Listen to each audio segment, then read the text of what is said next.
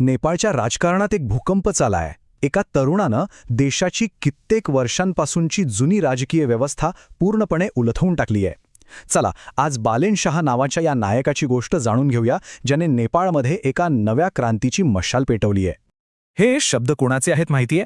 एका तरुण इंजिनिअरिंगच्या विद्यार्थ्याचे, जो मतदानावर बहिष्कार टाकत होता. पण हे फक्त पोकळ शब्द नव्हते. ही होती एका राजकीय वादळाची सुरुवात, ज्याने पुढे जाऊन नेपाळची दिशाच बदलून टाकली. आणि हो, तो शब्द त्याने पाळला. एका दशकापेक्षा कमी काळात एक सामान्य विद्यार्थी थेट देशाचा नेता बनला. आधी काठमांडूचा महापौर आणि पुढच्या अवघ्या 4 वर्षात थेट पंतप्रधान. खरंच अविश्वसनीय आहे हा प्रवास. तर मग या सगळ्या मोठ्या राजकीय क्रांतीची ठिणगी पडली कुठे? चला मग मागे जाऊया. ती पडली होती एका शक्तिशाली वचनात, जे एका विद्यार्थ्याने फक्त स्वतःला नाही तर संपूर्ण देशाला दिलं होतं. त्यांच्या विजयाने नेपाळमध्ये नुसतं भूकंप नाही, तर एक राजकीय त्सुनामीच आणली. तब्बल 18 वर्षांपासून सत्तेत ठाण मांडून बसलेल्या काँग्रेस आणि कम्युनिस्ट पक्षांना धुळीस मिळवत बालेन शहांच्या पक्षाने पूर्ण बहुमत मिळवलं. विचार करा, 1959 नंतर नेपाळच्या इतिहासात असं पहिल्यांदाच घडलं होतं. आणि त्यांच्या कामाची पद्धत तर बघा, इतकी वेगवान आणि बिनधास्त आहे की लोक त्यांची तुलना थेट नायक सिनेमातल्या हिरोशी करतात. खट्ट्यावर बोट, जागीरपलटी असा कारभार करत असल्यामुळे ते तरुणांमध्ये प्रचंड लोकप्रिय झाले आहेत. पण एक प्रश्न पडतो, हा एक अनपेक्षित उमेदवार थेट सत्तेच्या शिखरावर पोहोचला तरी कसा? आणि त्याच्या या विजयाचा नेमका अर्थ काय आहे?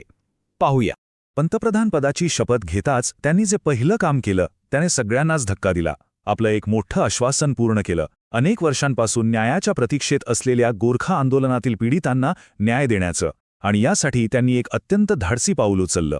जेव्हा माजी पंतप्रधान के.पी. शर्मा ओली यांना अटक झाली, तेव्हा सरकारवर टीका झाली.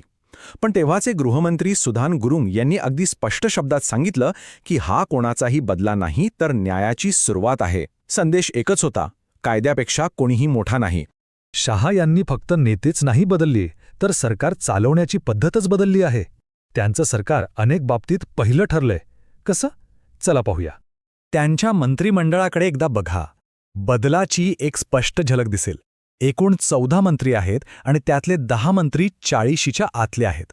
आणि इतकंच नाही, तर 5 महिला मंत्री आहेत. यामुळे हे दक्षिण आशियातलं सगळ्यात तरुण मंत्रिमंडळ ठरलंय. आणि ऐकून आश्चर्य वाटेल, पण या मंत्रिमंडळातले सर्वात ज्येष्ठ मंत्री आहेत फक्त 51 वर्षांचे. विचार करा. यावरूनच लक्षात येतं की नेपाळच्या राजकारणात एका नव्या पिढीचा उदय झालाय. पण थांबा, हे सरकार फक्त तरुण आहे असं समजू नका. हे तज्ज्ञांचं सरकार आहे. अर्थमंत्री डॉक्टर स्वर्णिम वागळे हे स्वतः अर्थशास्त्रात PhD आहेत आणि संयुक्त राष्ट्रांचे माजी सल्लागार राहिले आहेत. इतर मंत्रीही वकील आणि PhD धारकांसारखे उच्च शिक्षित व्यावसायिक आहेत, ज्यामुळे देशाचं भविष्य सक्षम हातात असल्याचा विश्वास जनतेला मिळाला आहे. ठीक आहे, आश्वासनं दिली, सरकार बनवलं, पण पुढे काय?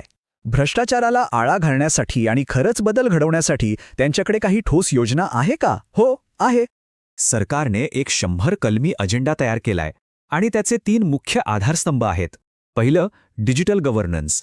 दुसरं, आर्थिक विकासाचा रोडमॅप. आणि तिसरं, व्यवस्थेत मुरलेल्या भ्रष्टाचाराचा नायनाट करणे. आता डिजिटल फर्स्ट धोरण म्हणजे काय?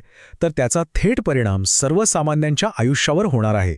विचार करा, पासपोर्ट, लायसन्स किंवा कुठलेही सरकारी प्रमाणपत्र आता 100 दिवसांच्या आत थेट घरी येणार. म्हणजे सरकारी कार्यालयातले हेलपाटे आणि भ्रष्टाचार दोन्ही बंद. आर्थिक आघाडीवर तर त्यांची ध्येय आणखी मोठी आहेत.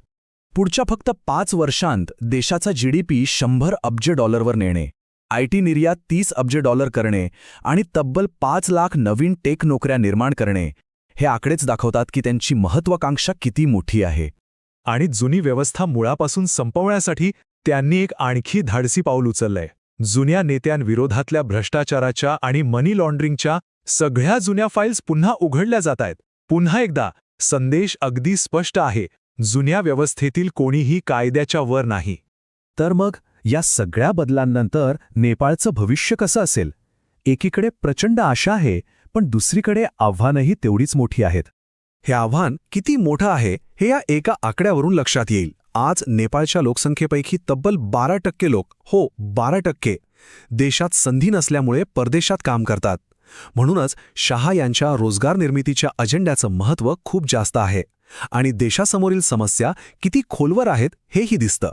पण एक गोष्ट नक्की, अनेक वर्षांनी कित्येक दशकांनी असं होतंय की नेपाळच्या जनतेला एका चांगल्या नेतृत्वाची अनुभूती येतेय. देशात एक सकारात्मक आणि आशादायी वातावरण आहे. त्यांच्या सरकारची सुरुवात तर खूपच धमाकेदार झाली आहे यात शंका नाही. पण इतिहास आपल्याला एक गोष्ट शिकवतो की सत्ता माणसाला भ्रष्ट करू शकते. त्यामुळे खरा आणि सगळ्यात मोठा प्रश्न हाच आहे की बालेन शहा यांनी जो मार्ग निवडलाय तो ते कायम ठेवू शकतील का.